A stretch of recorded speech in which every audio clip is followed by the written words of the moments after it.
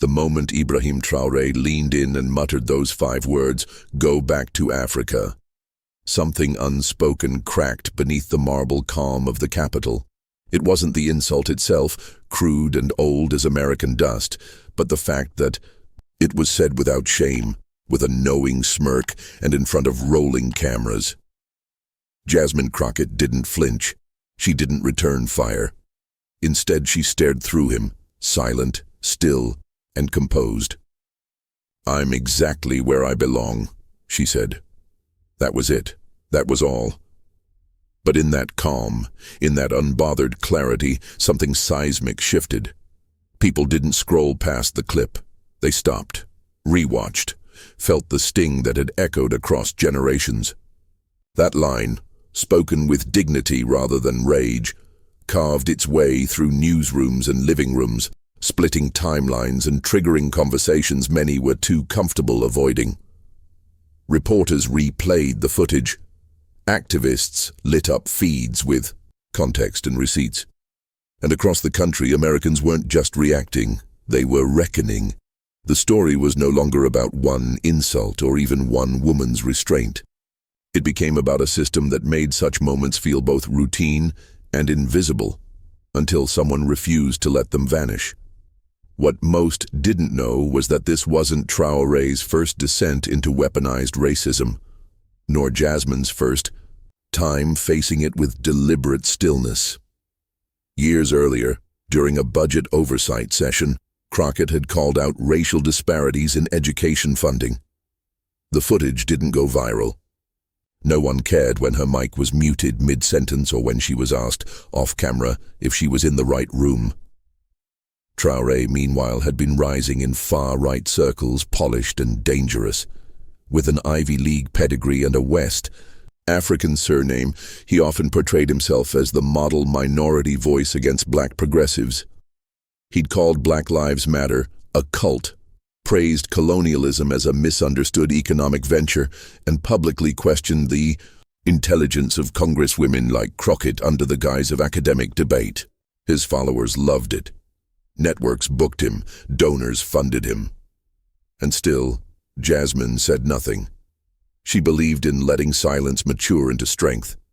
But behind closed doors, her staff archived everything: quotes, appearances, transcripts. Quiet preparation for a day she hoped wouldn't come. But now it had. And so the archives came out. A former producer from a major network leaked unused footage of Traoré mocking Crockett's skin tone during a commercial break. An ex-intern shared screenshots of him instructing aides to clip the angry parts of black politicians to fit his narrative. A retired civil rights lawyer unearthed a 2018 clip of Traoré claiming America needs fewer Crocketts, more order. These weren't outbursts, they were patterns, and America started connecting them. The networks that once gave him airtime issued apologies. A petition demanding accountability reached 1 million signatures in 4 days. But Jasmine still remained silent, until a national hearing on racial rhetoric extended an invitation she couldn't ignore. The platform that once silenced her now sought her voice. Her team hesitated, unsure if the timing was right. But she simply said, "Let them see what dignity does." She wasn't preparing for revenge. She was preparing to speak the truth and let it stand on its own. The morning of the hearing, the city moved like it knew something was about to shift. The air was humid, heavy with anticipation. Crowds formed outside before dawn. Press vans lined the perimeter. Inside the hearing room, the atmosphere was electric but restrained. Cameras focused on Jasmine as she entered alone. No entourage, no talking points in hand. Just clarity. Across from her sat members of Congress, experts, community leaders, and unexpectedly, Ibrahim Traoré, seated as a witness for the opposition. His presence wasn't announced beforehand. It was a tactical move to create balance, to provoke perhaps. Jasmine took her seat unaffected. Testimonies began. Analysts spoke in measured tones. Legal scholars navigated definitions. Then Jasmine was called. She rose, and without notes, without hesitation, she spoke. "You asked if words matter," she said, her voice soft yet grounded. "Let me answer with silence." And for 10 full seconds she stood quietly. No movement, no blinking, just presence. When she spoke again, her words cut deeper than any insult could. She described the subtle brutality of being talked over, misquoted, erased. She spoke of her father, a Vietnam veteran who still double-checked for police lights behind him at 73. She recalled being asked during her campaign if she planned to tone it down, to appeal to suburban donors. And then, without naming him, she turned toward Traoré. "There are men," she said, "who make a living selling mirrors to the powerful, mirrors that only reflect what they want to see." The room was still. He looked down. She continued, "When you tell someone to go back, what you're really saying is that you fear where they are standing, because their presence proves your reflection is incomplete." A single tear slid down a woman's cheek in the second row. No one clapped. No one needed to. Her voice filled every corner of that room without rising once. When asked later why she didn't engage Traoré directly, she replied, "I don't argue with echoes. I answer with presence." It was not a takedown, it was a resurrection of truth. And as Traoré shifted, visibly uncomfortable, folding and unfolding his notes without reading them, the power imbalance inverted itself in real time. The networks didn't cut to commercial. They let it play out in full, because for the first time the silence wasn't an omission, it was a weapon of clarity. In the weeks that followed, the ripple effects unfolded like falling dominoes, quiet but irreversible.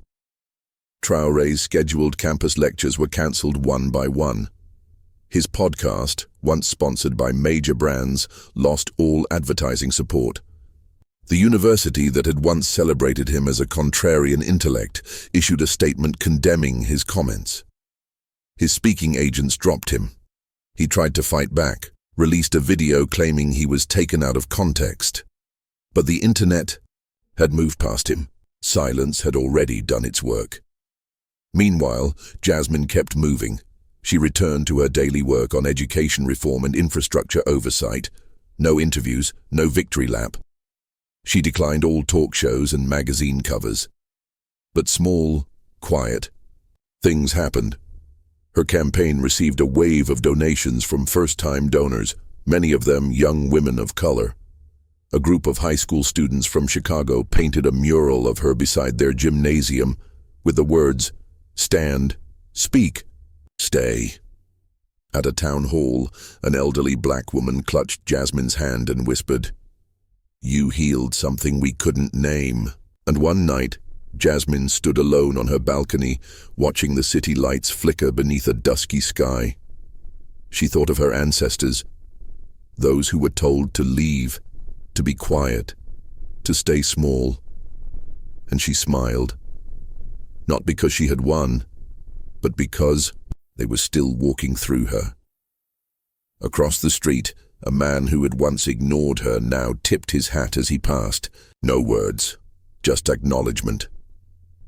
And in Traoré's world, the silence grew heavier. Former friends stopped returning calls, invitations dried up.